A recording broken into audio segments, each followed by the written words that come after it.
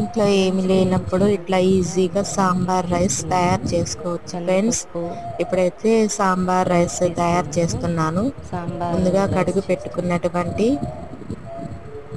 దాల్ అంటే కందిపప్పు రైస్ని కుక్కర్లో ఉడికించుకోవాలి. తర్వాత నానబెట్టుకున్న చింతపండులో కొద్దిగా కారము, పసుపు, సాల్ట్ యాడ్ చేశాను. మీకు కావాలంటే ఇప్పుడే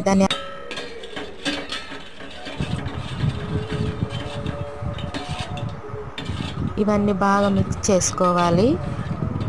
మిక్స్ అయిన తర్వాత ఒక కడాయి పెట్టుకొని అందులో ఆయిల్ వేడెక్కిన తర్వాత కొద్దిగా తెల్లముద్ద గింజలు, ఆనియన్స్ వేసి కొద్దిగా వేగిన తర్వాత మనకు కావలసినటువంటి కూరగాయలన్నీ వేసుకోవచ్చు. నేనైతే క్యారెట్, టమాటా, పచ్చిమిరకాయలు వేసాను.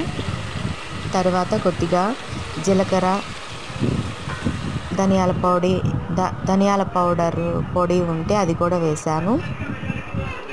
ఇవన్నీ బాగా మిక్స్ అయిన తర్వాత కొద్దిగా వాటర్ కలుపుకొని అలాగే చింతపండు మనం కలిపెట్టుకున్నటువంటి చింతపండు రసం కూడా ఇందులో వేసుకోవాలి. వేడెక్కిన తర్వాత మనకి ఉడికినటువంటి దాల్ రైస్ని యాడ్ చేసుకోవాలి. యాడ్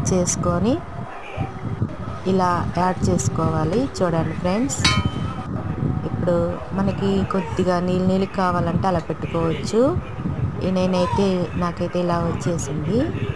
చాలా టేస్టీగా ఉంటుంది ఫ్రెండ్స్. మీరు కూడా ఒకసారి ట్రై చేయండి. వీడియో నచ్చితే లైక్ చేయండి, సబ్స్క్రైబ్ చేయండి. Thank you friends.